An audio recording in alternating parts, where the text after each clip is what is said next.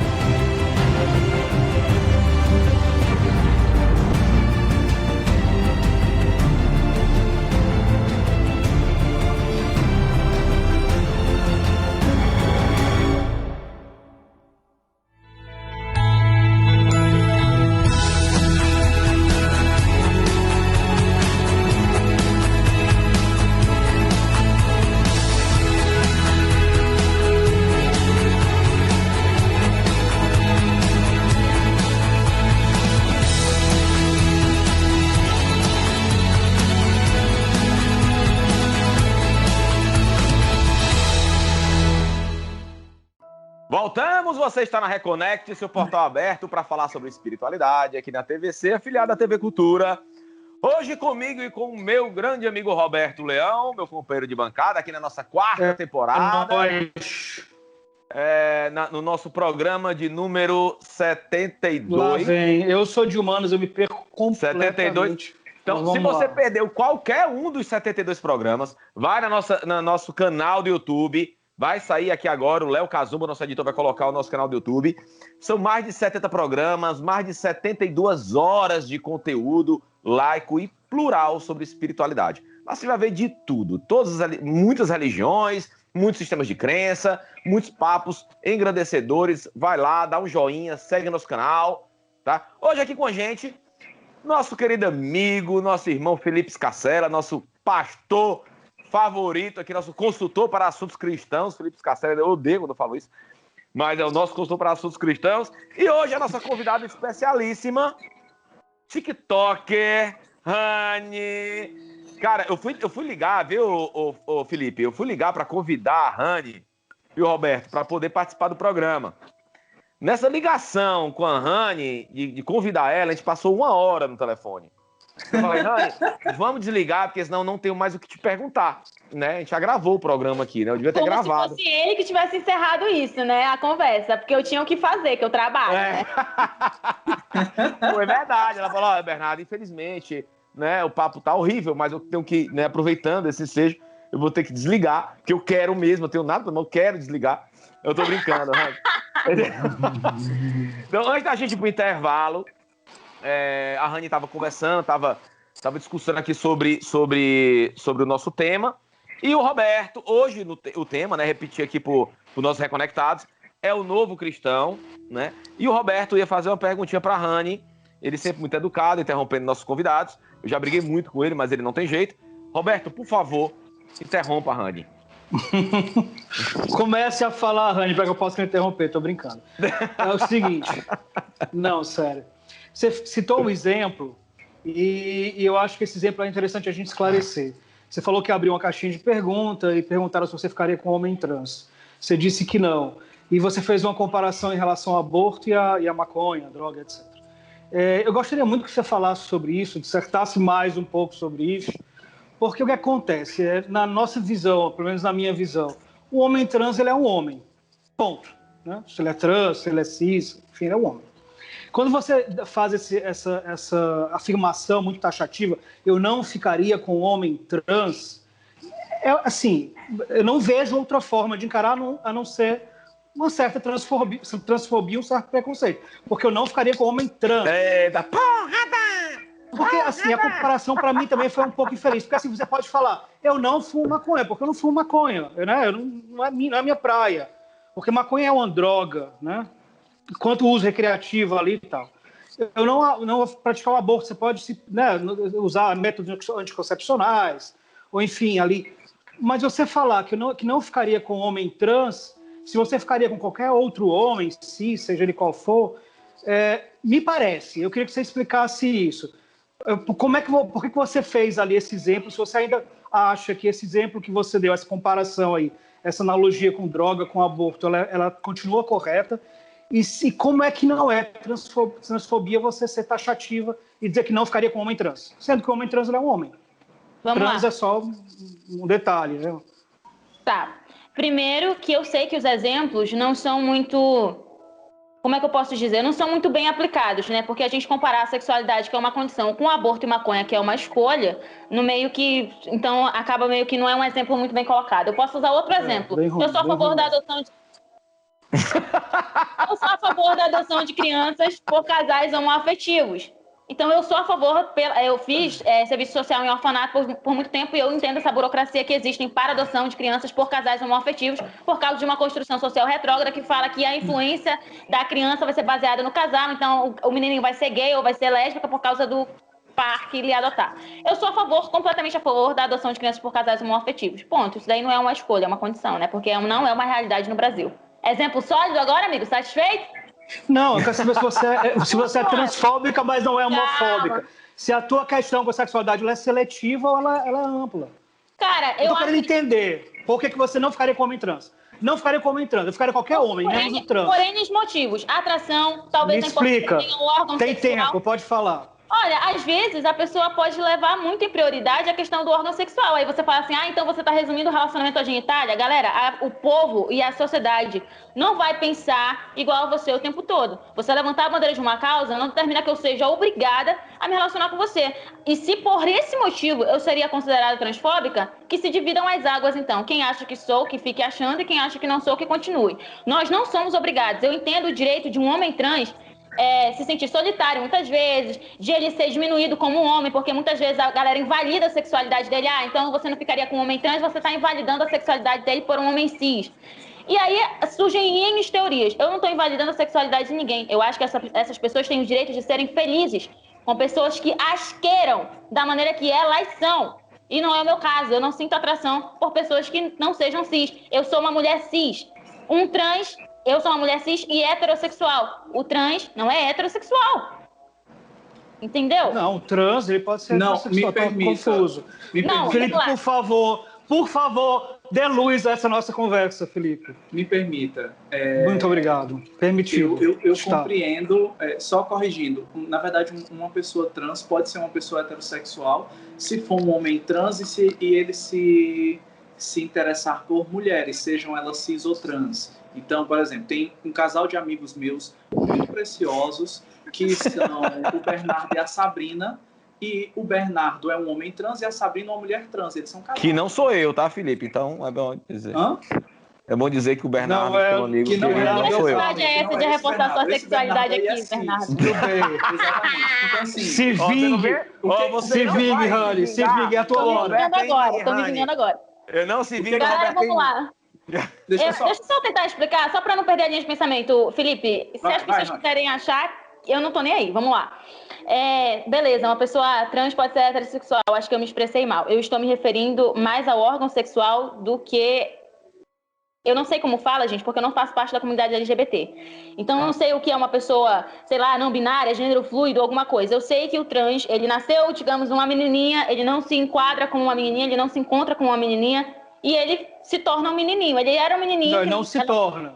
Ele sempre foi o menino. Pronto, ele sempre foi. Rani, deixa o Felipe explicar. O Felipe faz parte da comunidade, é importante para o nosso público. É um debate importante e é uma oportunidade importante da gente parar com esse discurso. Deixa o Felipe, enquanto da comunidade, explicar, porque ele vai poder explicar legal e quem sabe ele vai abrir tua cabeça, a minha, do Bernardo, quem está assistindo também. Só explica isso, só deixa claro que a minha filosofia é diferente porque eu não faço parte da comunidade. Só deixa isso bem claro. O Felipe fala, Felipe. Você sabe que eu amo você e que eu não tenho nenhum interesse de lhe cancelar. Deus me livre. Você é muito útil. De ser cancelada, gente. Eu não tenho nem medo de ser cancelada. Mas vamos lá. O que a gente precisa entender também é que, assim como gênero e sexualidade, né, é uma condição, mas a manifestação desse gênero e dessa sexualidade é uma construção social, que acontece a partir da sociedade. Então, assim, eu vou entrar no outra forma sutil que eu enxergo como forma sutil de preconceito e que talvez seja outro ponto de divergência que eu tenho com a Rani no momento. Eu espero que haja uma mudança nesse sentido também.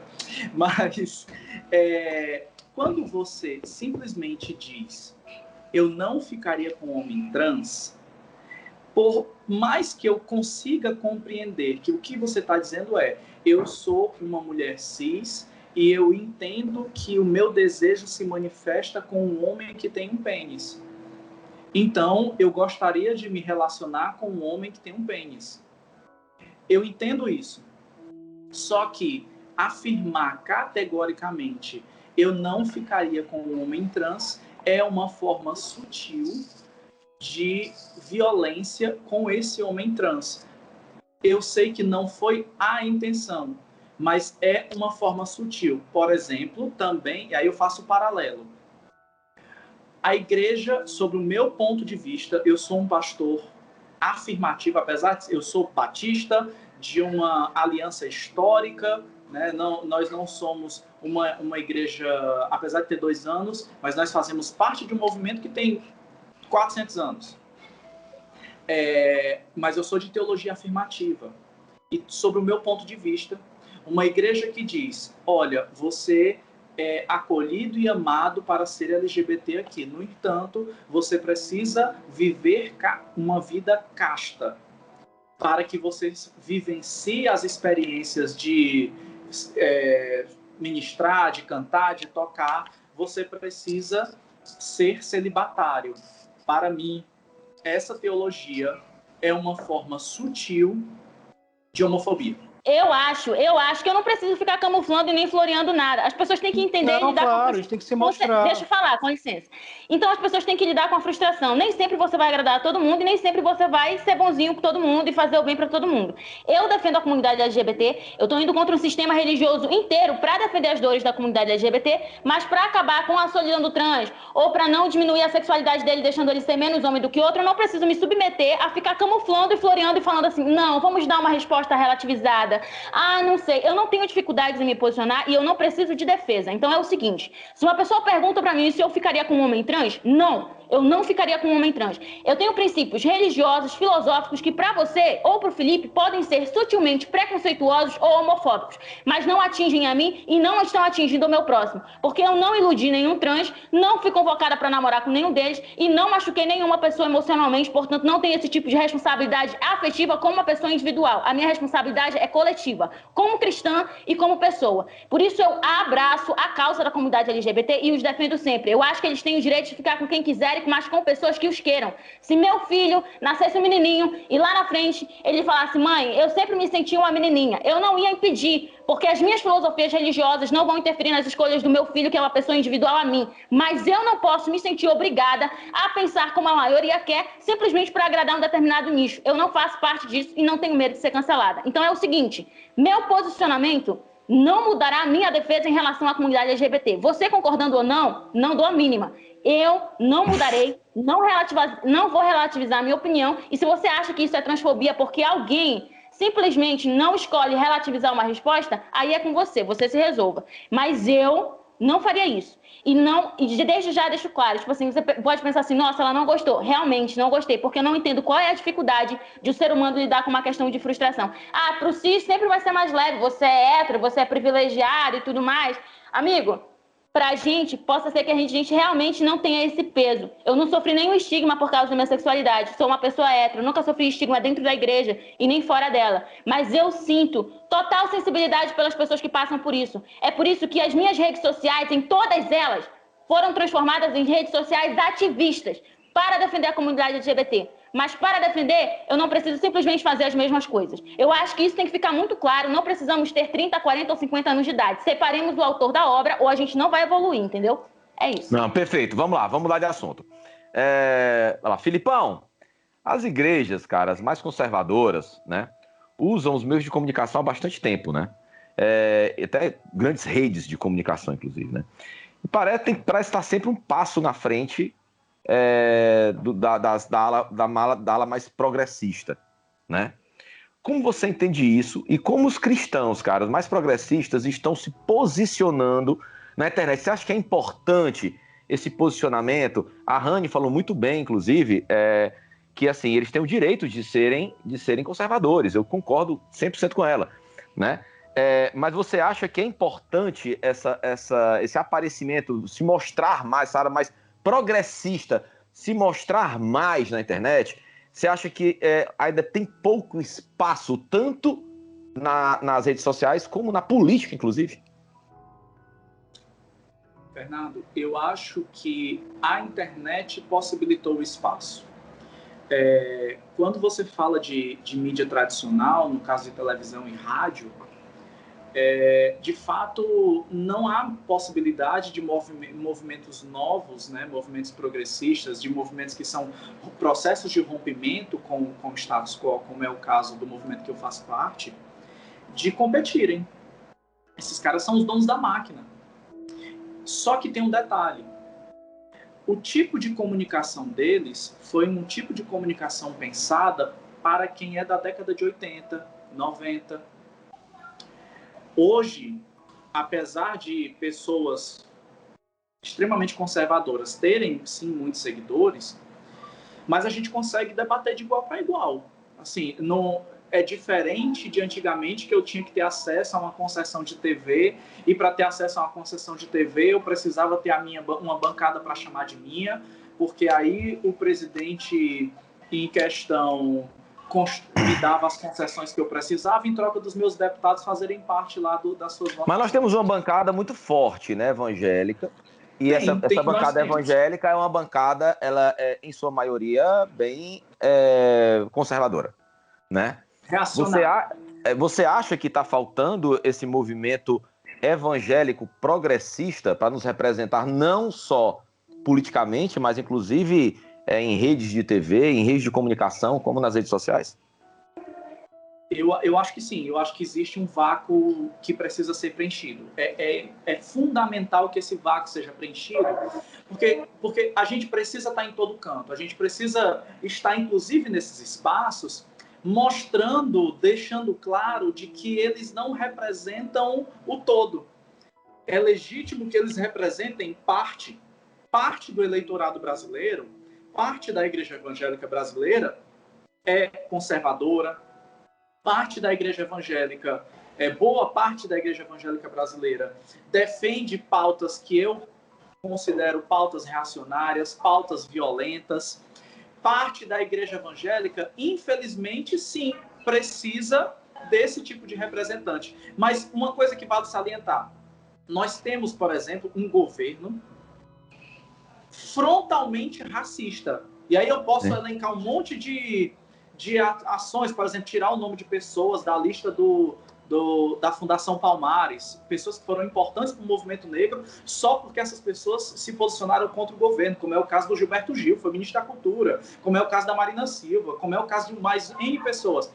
É um governo frontalmente homofóbico, que diz que gente negra, quilombola, não serve para nada, só para engordar e fazer menino. Então, assim, é um governo racista, só que a maior parte das igrejas evangélicas brasileiras desse país são comunidades pretas e periféricas. Sim. Então, assim, existe uma discrepância na política que está sendo representada, na política pública, ou na ausência de política pública, e naquilo que a comunidade de fato é. O que é que a gente precisa? A gente precisa de duas coisas. A gente precisa fazer com que essa comunidade compreenda quem é. Existe, infelizmente, os púlpitos brasileiros, e aí eu vou fazer o meu diagnóstico, por que essa turma tanto quer, mesmo em meio à pandemia, manter templo aberto. Por quê? Todas as redes sociais desse movimento reacionário estão sendo bloqueadas nas plataformas por conta das fake news. Eles não têm acesso a boa parte da mídia tradicional, porque a mídia tradicional virou opositora ao sistema, ao governo federal. Sim. Qual é o grande meio de comunicação desse reacionarismo evangélico, desse que eu chamaria de cristofascismo brasileiro? esse cristofascismo brasileiro se sustenta a partir dos púlpitos evangélicos, principalmente. Manter templo aberto significa propagar ideias, mais do que acolher pessoas. É por isso a guerra para que os templos permaneçam abertos. Então, assim, eu enxergo uma necessidade de pessoas progressistas, como é o meu caso, como é o caso de tantos amigos que temos aqui em Fortaleza, dentro do movimento evangélico, dentro do movimento cristão, de se posicionarem. Porque, assim, a gente criticou, nós nos tornamos antagônicos porque a gente criticou que a igreja operacionalizasse o Estado. Eu sou um defensor intransigente da separação entre igreja e Estado. A laicidade, ela precisa ser defendida com unhas e dentes, porque ela é a garantia, inclusive, do exercício da fé livre. Mas ao passo de que a gente defende essa separação de igreja e Estado e critica quem está manipulando o povo para chegar em Brasília, ou para chegar nas assembleias estaduais, ou nas câmaras municipais, a gente está deixando que os ratos tomem conta do navio. Então, Sim. O que eu acredito que a gente pode fazer? Nós precisamos de um movimento progressista cristão político para ocupar as casas legislativas desse país, não para se locupletar do Estado, não para utilizar a máquina pública para financiar ter um posicionamento, de poder megalomaníacos de pastores, mas para garantir a laicidade do Estado. Eu sou filho da Reforma Protestante. A Reforma Protestante, a base da Reforma Protestante é a defesa irrestrita da separação de Estado e Igreja, da laicidade do Estado. Então, assim, essa defesa está em falta e precisa ser defendida, existe um espaço e ele precisa acontecer. Só para abrir um parêntese, a prova de que precisa é que a deputada, filha do presidente da Convenção Geral das Assembleias de Deus, Zé Wellington Bezerra da Costa, Marta, se eu não me engano, lá de São Paulo, tinha colocado um projeto que proibia que fosse veiculado qualquer tipo de ação, inclusive educativa, que tratasse de homossexualidade e de transexualidade para crianças. Uma ação que dizia que isso era garantir a não má influência para crianças. E, inclusive, deputada essa, tia da vereadora aqui de Fortaleza, que eu não vou citar o nome dela, que... não vou citar o nome dela para não dar palco para ninguém bate tambor para dor, a vereadora aqui de Fortaleza, que tem ações nesse mesmo sentido. Sim, nós precisamos de vozes dissonantes com esse movimento, porque aí sim, eu não estou falando que pessoas conservadoras não devam ser representadas. Precisam e devem. O que não merece representação é gente reacionária, gente que trabalha com a violência, gente que nega a existência do outro. Essas pessoas não devem ser representadas, devem ser banidas, não só dos púlpitos, como das casas legislativas. Felipe, a gente tá finalizando o programa, né, Bernardo? Eu acho que caberia...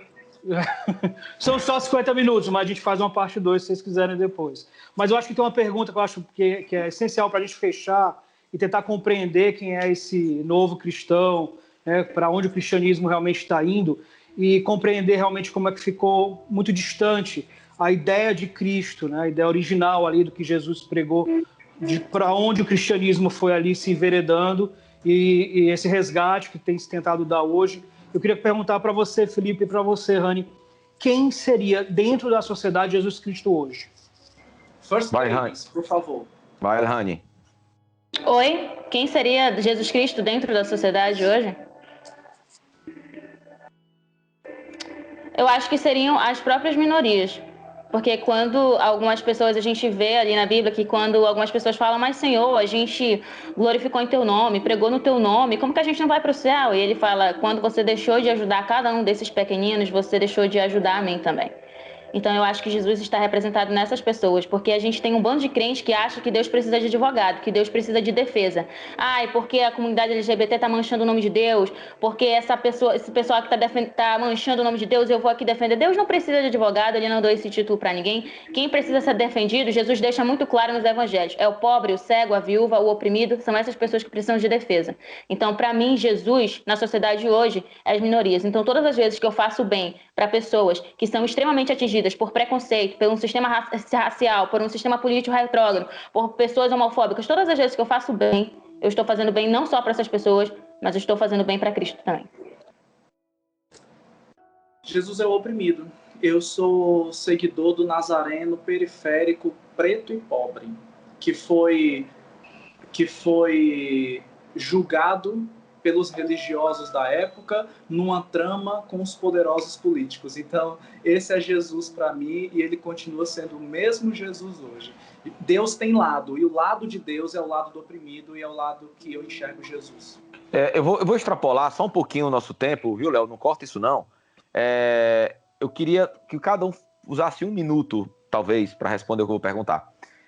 Por que vocês acham que vocês angariam tantos e vem crescendo com tantos seguidores nas redes sociais?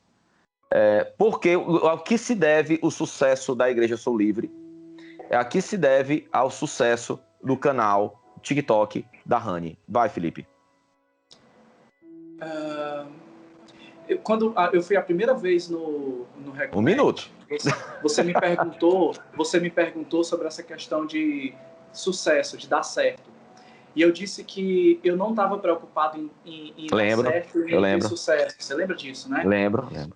O que eu enxergo é que a Sou Livre tem crescido, e tem crescido mesmo, porque as pessoas têm encontrado casa. E, no fundo, todo mundo quer casa. Todo mundo quer um lugar em que ele seja respeitado sem nenhum mais. A Sou Livre tem um compromisso de ser Jesus sem mas, sem nenhum tipo de mais, sem um porém. Assim como, só para rapidamente, assim como o eunuco, quando encontra com Filipe, ele estava voltando de Jerusalém. Ele tinha tentado ir sacrificar, só que eunuco não podia entrar no templo, então ele tinha sido rejeitado pela religião. Aí ele encontra com Filipe e Filipe começa a explicar o evangelho para ele. No final, ele diz assim, tá bom, a água tá aqui. O que me impede de ser batizado? Ele já esperava um não, ele já esperava um mas, ele já esperava, olha, pois é, mas... E aí Filipe olha para ele e diz assim, se tu creres, nada te impede. A Sou Livre é isso, é por isso que tem crescido tanto. E tu, Rani, o que é que você acha que se deve tanto ao teu crescimento? 80 mil pessoas, é muita gente. Em 2 meses é ainda mais fantástico. Então, eu tenho minha opinião em relação a isso, mas eu queria ouvir você. O que é que as pessoas buscam quando te ouvem? Quem são essas pessoas? O que é que as pessoas buscam? As pessoas hoje em dia, elas esperam por alguém que tenha autenticidade. E elas esperam pessoas que se posicionem e que não fiquem vivendo um personagemzinho com medo de cancelamento ou alguma coisa. Eu sou uma pessoa cristã, minhas filosofias sempre foram muito bem embasadas e eu acho que esse crescimento todo se deu porque eu mostrei para as pessoas que, apesar de eu ter princípios filosóficos completamente diferentes dos delas, o respeito que eu tenho por elas e a minha defesa sempre será maior do que as minhas filosofias religiosas. Isso transcende qualquer religião, o respeito ao próximo. E eu sempre deixei isso muito bem claro, que eu não precisava concordar com tudo para defender uma determinada comunidade ou um determinado nicho. E eu acho que foi isso, porque em todos os meus perfis, se você olhar e se você assistir todos os meus vídeos, você vai ver que meus posicionamentos são sempre muito bem centralizados. Mas eu nunca desrespeito e nunca deixo de dizer que eu me importo e que eu abriria a mão de qualquer liturgia religiosa para defender uma pessoa que estivesse precisando. Eu acho que esse é o motivo do meu crescimento. Autenticidade, verdade, e é isso. Legal. E aí, Robertão? Nos reconectamos. Nos reconectamos sempre. Felipe, muito obrigado mais uma vez. Você sempre Felipe, à disposição. Rani, foi um grande prazer te ter aqui. Espero te ter mais aqui. Foi um grande prazer. Muito obrigado por aceitar o convite da gente aqui, tá? Volte sempre que quiser. E você, obrigado a você que está em casa vendo a gente. Se você perdeu um pedacinho desse programa, vai agora no YouTube ver ele na íntegra. Obrigado, Roberto, meu irmão. Obrigado, Bernardo. Obrigado, galera reconectada. Até a próxima reconexão. Até a próxima.